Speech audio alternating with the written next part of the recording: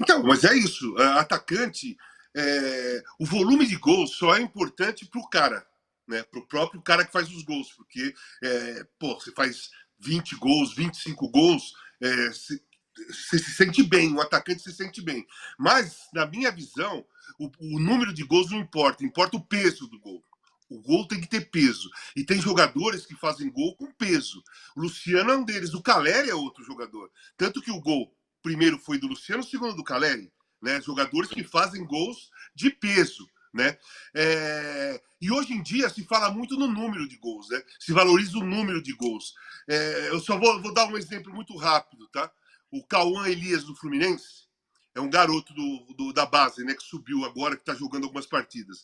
Nos últimos 4 jogos, ele fez 3 gols. Ele fez 1-0 contra o Cuiabá, 1-1 contra o Criciúma e 1-0 contra o Bragantino. 3 gols dele foram 7 pontos para o Fluminense. Então é isso que atacante tem que fazer. É isso que atacante tem que fazer. O resto dos gols que ele faz é importante para ele, para moral, para segurança, para confiança, mas para o time, para a torcida e para uma classificação, para um título, é o peso do gol.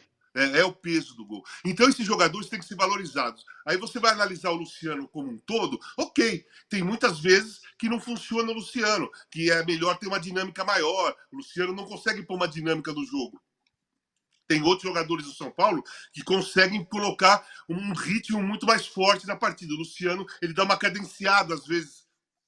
Às vezes não. Na grande maioria das vezes que a bola cai no pé dele, o time dá uma diminuída na velocidade e começa uma jogada mais de progressão. Tudo bem, muitas vezes isso atrapalha. Mas na hora da decisão, ele sempre está aparecendo ali, ele sempre está chegando ali, ou ele cria, ou ele sofre a falta, ou ele faz o gol, ou ele dá o passe, ou a bola sobra numa jogada que ele está fazendo. Então, esse tipo de jogador é importante ter no elenco. Eu não estou falando que ele tem que ser titular absoluto, mas é importante ter no elenco aquele negócio. O jogo está amarrado, você tem um cara desse no banco, você vai querer colocar alguém, você olha e fala assim, puta, eu vou colocar aquele cara, porque aquele cara, ele pode decidir o jogo para mim.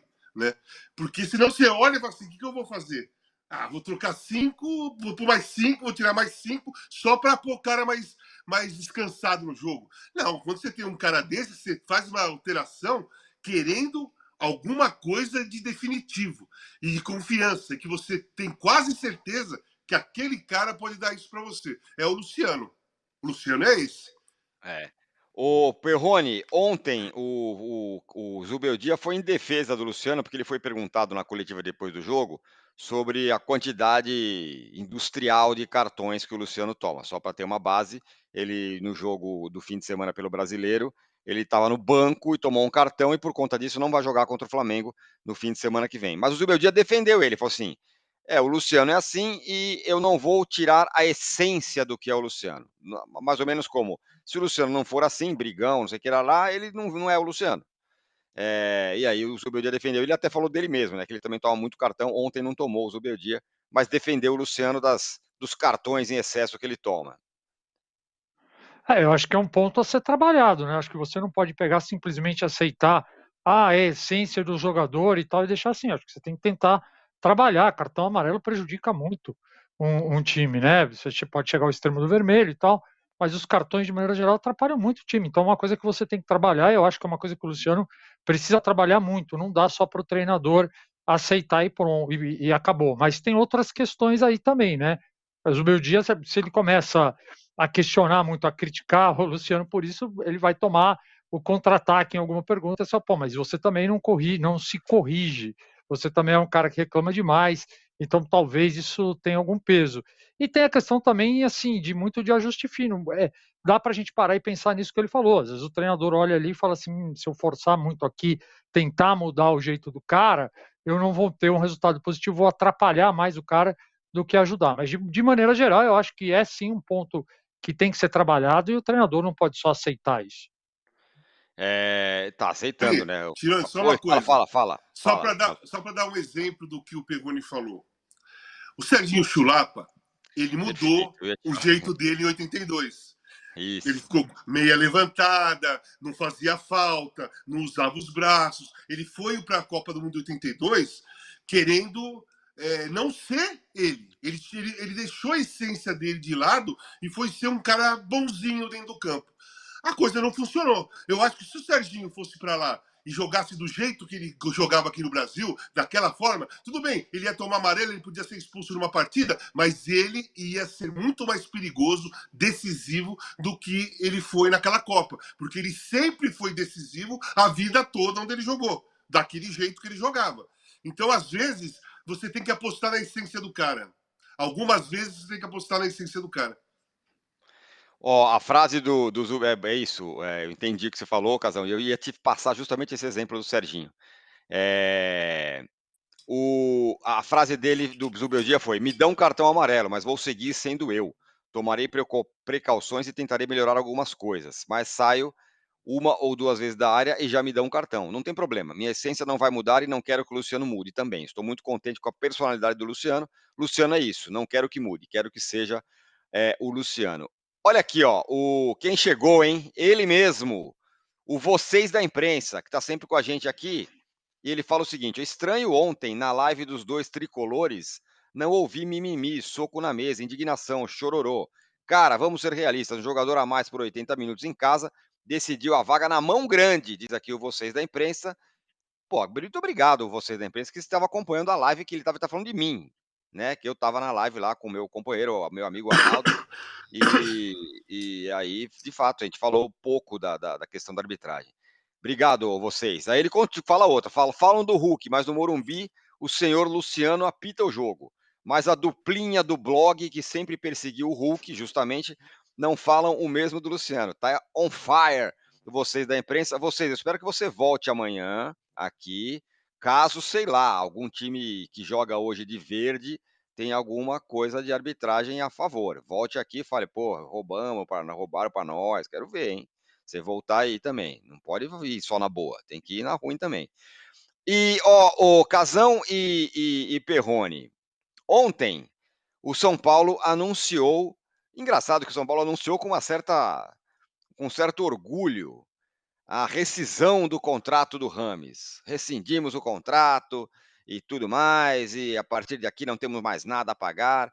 E aí muita gente tratou essa notícia da seguinte forma: São Paulo vai deixar de gastar 20 milhões, sei lá quanto que o Rames tinha que receber daqui para frente. Foi isso que, que muita gente noticiou dessa forma. Aí é mais ou menos assim, né, Casão? Eu vou lá aqui na Avenida Brasil, perto da minha casa, tem aquela loja bonitona da Ferrari, fala: "Quanto custa essa Ferrari?" "Ah, custa 2 milhões." "Pô, eu vou comprar, tá aí. Faz aí em 36 vezes." Aí eu pego, vrum, saio com a Ferrari, dou uma volta no quarteirão, falo: "Volta, o pessoal, acho que não vai dar, preciso devolver." E aí eu falo: "Pô, custava 2 milhões." Mas é: "Não, tudo bem, eu devolvo, tá tudo certo." Eduardo Tironi economiza 2 milhões. Não é assim? Então, eu acho absurdo esse tipo de visão nessas situações. Que os times brasileiros eles estão ficando especialistas nisso. Né? É uma jogada de cartola, de dirigentes, para tentar mostrar uma visão positiva de uma coisa errada que fizeram. Já gastou um montão com o Ramos Rodrigues. Vai deixar de pagar, mas já gastou um montão. Então é essa a realidade. Já gastou. Não teve, o Rames não fez nada no São Paulo. E o São Paulo gastou uma fortuna pelo tempo que ele ficou aí. Então gastou sim uma puta grana. O Corinthians faz isso o tempo todo. Né? O Fluminense tem um monte de jogadores com mais de 35 anos lá. O Douglas Costa recebeu um contrato com o Fluminense. O Fluminense deixou de gastar nada, já pagou um monte pro Douglas Costa ficar o tempo que ficou, sabe? Então, essa narrativa é uma tentativa de narrativa para mostrar uma jogada positiva numa decisão de uma direção de clube, que na realidade é um erro. Eles erraram, escolheram mal, gastaram uma nota, sabe? E agora só não vai gastar mais. Eu acho que o termo certo é assim: São Paulo rescinde com o Rames Rodrigues e vai deixar de gastar mais com ele. Eu acho que mais é isso, vai deixar de gastar mais, porque já gastou um montão, gente. Aquilo aí não vai ser devolvido, não. Pagou. É isso, exatamente isso. Eu não consigo entender essa narrativa que vai deixar de gastar ou vai economizar. Pô, então vai economizar 20 milhões? Vai, Contrata alguém com essa grana, né? Se fosse assim, né? É Se fosse demais. Economizar é demais. agora, o Perrone, quem se manifestou sobre a saída do Rames Rodrigues foi o Caleri, depois, do jogo. Ele falou o seguinte sobre a saída do Rames Rodrigues. Vamos até colocar, ó, tá aí na tela. "Eu amo ele, como joga. A gente não conseguiu encaixar ele. Ele é um camisa 10, jogou no Real Madrid, melhor jogador da Copa América. Uma pena ele não se encaixar aqui. É um dos maiores jogadores com o qual joguei. Uma pena ele ir embora. Para nós seria muito importante ter ele no time para ganhar a Libertadores e a Copa do Brasil. Se o melhor para ele é sair, eu estou com ele", disse Jonathan Caleri sobre o Rames Rodrigues, elogiando bastante o jogador. Fato é que talvez no treino lá o Rames pudesse encantar todo mundo, mas é que a torcida do São Paulo não pôde nem ver. Isso porque ele mal jogou, né?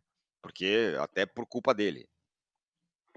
Não, sem dúvida. E assim, o resultado disso daí, se a gente for olhar friamente, ele não é uma surpresa, né? Porque o Rames nos últimos clubes pelos quais ele passou, não apresentava um futebol de excelência.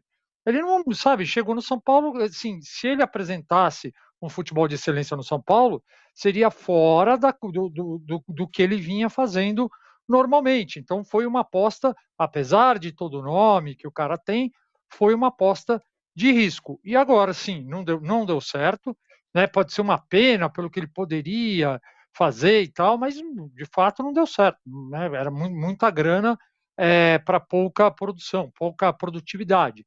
Só que o que é curioso nessa história é que justamente no melhor momento que ele vive, não no clube, mas na seleção que faz uma Copa América excelente, ele sai, né? Que é o momento que, em tese, você teria mais esperança. Né? Pô, olha a Copa América que o cara fez. Mas e quem garante que ele conseguiria, enfim, jogar no clube o que ele jogava na seleção? Né? Você nunca ia ter essa garantia e a gente vai. Essa história, Tirone Casão, termina com esse grande enigma, né? Existem várias teses, tal, mas ninguém consegue cravar. Por que ele não conseguiu jogar no São Paulo que jogou na seleção, especialmente na Copa América? Pois é, Casão. Tirone, Tudo deixa eu bem. só Oi, falar oi, uma fala, fala. coisa. Diga lá. Então, olha só o Rames. O Rames, em 2014, foi o melhor jogador da Copa, né? Fez o gol mais bonito da Copa de 14, fez parte ali dos melhores jogadores da Copa, né? E viveu com isso por muito tempo. Foi para Real Madrid, não conseguiu desenvolver, Bayern de Munique, Everton, foi para Olympiacos, girou vários clubes ali, pô, Bayern de Munique e Real Madrid, né? Ele jogou e não conseguiu desenvolver. Aí ele veio para São Paulo, ficou aí no São Paulo, mostrou que não é um cara de grupo, pelo menos no São Paulo ele não foi um cara de grupo, não se esforçou nada para ajudar o São Paulo ou para pegar um ambiente ali, se colocar ali dentro daquele grupo. Aí ele vai para a Copa América, é o melhor jogador da Copa América, a Colômbia foi para a final, jogou muito mesmo na Copa América, aí ele nem volta.